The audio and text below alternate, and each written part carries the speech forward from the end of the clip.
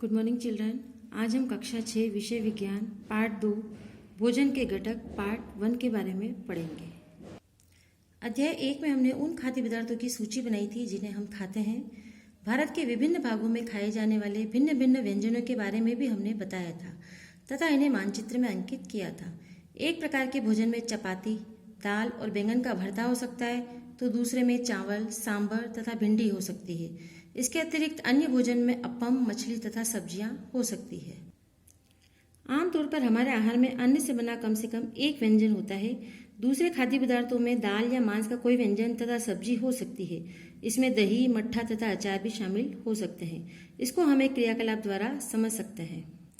विभिन्न क्षेत्रों तथा राज्यों के कुछ सामान्य भोजन की यदि हम सारणी बनाएं तो हम देखेंगे कि पंजाब, जिसका अन्न का व्यंजन मक्के की रोटी है, दाल व मांस का व्यंजन है राजमा, सब्जियां है सरसों का साग और अन्य व्यंजन में आता है दही और घी।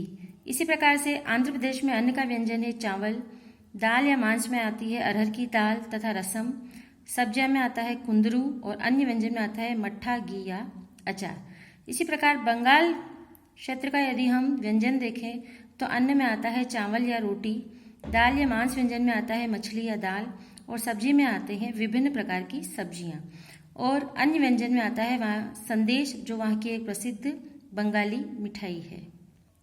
इस प्रकार सारणी में हमने देखा कि सभी क्षेत्रों की जो सामान्य भोजन है उसमें कुछ विभिन्नताएं पाई जाती है। कभी कभी हम अपने भोजन में वस्तुतः इन सभी व्यंजनों को नहीं ले पाते हैं। यदि हम यात्रा में हो तब हम वही खा लेते हैं जो रास्ते में उपलब्ध हो। हम में से कुछ लोगों के लिए यह संभव नहीं हो पाता है कि इस तरह के विविध व्यंजन हर समय खा सकें। आहार में विभिन्न खाद्य पदार्थों के इस तरह के वितरण का कोई न कोई आधार होना चाहिए। क्या हमारे शरीर की विशेष प्रयोजन के लिए विभिन्न प्रकार के भोजन की आवश्यकता होती है? आइए हम अध्ययन करें। विभिन्न प्रकार के खाद्य पदार्थों में क्या होता है? हम जानते हैं कि प्रत्येक व्यंजन एक या एक से अधिक प्रकार की कच्ची सामग्री से बना होता है जो हमें पादपों या जंतुओं से मिलते हैं। इस कच्ची सामग्री के संघटक क्या हैं? इस कच्ची सामग्री में हमारे शरीर के लिए कुछ आवश्यक घटक होते हैं। इन घटकों को हम पोषक कहते हैं। हमारे भोजन में मुख्य पोषक कार्बोहाइड्रेट, प्रोटीन, वसा, विटामिन तथा खनिज लवण है। इसके अतिरिक्त हमारे भोजन में वृक्षांश तथा जल भी शामिल है जिनकी हमारे शरीर को आवश्यकता होती है। क्या सभी खाद्य पदार्थों में ये सभी पोषक उपलब्ध होते हैं? कुछ साधारण विधियों से हम यह जान सकते हैं कि कच्ची सामग्री या पके हुए भोजन में कौन सा एक या अधिक पोषक उपस्थित है। कार्बोहाइड्रेट, प्रोटीन तथा वसा के परीक्षण अन्य पोषकों के परीक्षण की अपेक्षा सरल है। आइए हम इन परीक्षणों के प्रेक्षणों को जानने की कोशिश करें।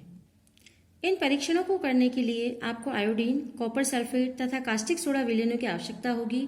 आपको कुछ परखनलियों तथा एक ड्रॉपर की भी आवश्यकता होगी। इन परीक्षणों को पके हुए भोजन तथा कच्ची सामग्री पर करेंगे। इन परीक्षणों से प्राप्त प्रेक्षणों की सारणी बनाएंगे। इस सारणी में कुछ खाद्य पदार्थ स्थित होंगे जिन पर परीक्षण किया गया होगा और अन्य किसी उपलब्ध खाद्य पदार्थ पर भी हम वो परीक्षण कर सकते हैं। इन परीक्षणों को सावधानी से करेंगे और किसी भी रसायन को खाने या चखने का प्रयास नहीं करेंगे। यदि आवश्यक विलयन तत्काल उपलब्ध नहीं है तो अध्यापक निम्न विधि से उन्हें तैयार करा सकते हैं। आइए हम जानें। आयोडीन का तनु विलयन बनाने के लिए जल से आधी भरी परखनली में कुछ बूंदें टिंचर आयोडीन की मिला देंगे। इसी प्रकार से कॉपर सल्फेट विलयन बनाने के लिए 100 मिलीलीटर जल में 2 ग्राम कॉपर सल्फेट घोलने से बन जाता है। उसी प्रकार 100 मिलीलीटर जल में 10 ग्राम कास्टिक सोडा घोलने से हमें अभिष्ट कास्टिक सोडा विलयन प्राप्त होता है। इस प्रकार हम निम्न प्रकार के विलयन का निर्माण कर सकते हैं। आइए विभिन्न खाद्य पदार्थों की जांच करके देखें कि किसमें कार्बोहाइड्रेट उपस्थित है। कार्बोहाइड्रेट कई प्रकार के होते हैं। हमारे भोजन में पाए जाने वाले मुख्य कार्बोहाइड्रेट मंड तथा शर्करा के रूप में होते हैं। यदि किसी खाद्य पदार्थ में मंड है तो हम इसका आसानी से परीक्षण कर सकते हैं। इसके लिए हम एक क्रियाकलाप करेंगे। मंड के परीक्षण हेतु खाद्य पदार्थ या कच्ची सामग्री की कुछ अल्प मात्रा लेंगे। इसमें तनु आयोडीन विलयन की 2 या 3 बूंदें डालेंगे।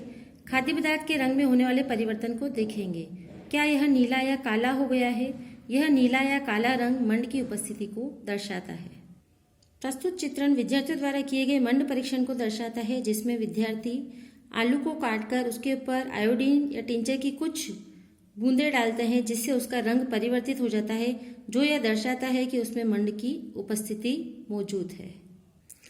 इस परीक्षण को किसी अन्य खाद्य पदार्थ के साथ दोहराएंगे और जांच करेंगे कि किसमें मंड है और प्रेक्षणों को सारणी में अंकित करेंगे। अब प्रोटीन के परीक्षण हेतु कौन सी विधि काम में ली जाती है, आइए इसको जानने की कोशिश करें। प्रोटीन के परीक्षण के लिए किसी खाद्य पदार्थ की थोड़ी मात्रा लेंगे। जिस खाद्य पदार्थ का परीक्षण करना है यदि वह ठोस है तो पहले उसका पेस्ट अथवा चूर्ण बनाने की आवश्यकता होती है।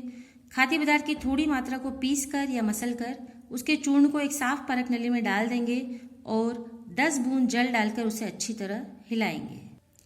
अब ड्रॉपर की सहायता से परख नली में 2 बूंद कॉपर सल्फेट का विलयन तथा 10 बूंद कास्टिक सोडा का विलयन डालेंगे। अच्छी तरह हिलाकर कुछ मिनट के लिए परख नली को रख देंगे और होने वाले परिवर्तन को देखेंगे। क्या परख नली का पदार्थ बैंगनी रंग का हो गया है? बैंगनी रंग का परिवर्तन खाद्य पदार्थ में प्रोटीन की उपस्थिति को दर्शाता है। प्रस्तुत चित्रण में विद्यार्थी प्रोटीन का परीक्षण कर रहा है। परख नली में खाद्य पदार्थ की कुछ मात्रा और उसमें कास्टिक सोडा और कॉपर सल्फेट का विलयन धीरे धीरे करके वो मिला रहा है, जिसको अच्छी तरह हिलाने से खाद्य पदार्थ में प्रोटीन की उपस्थिति दर्शाती है।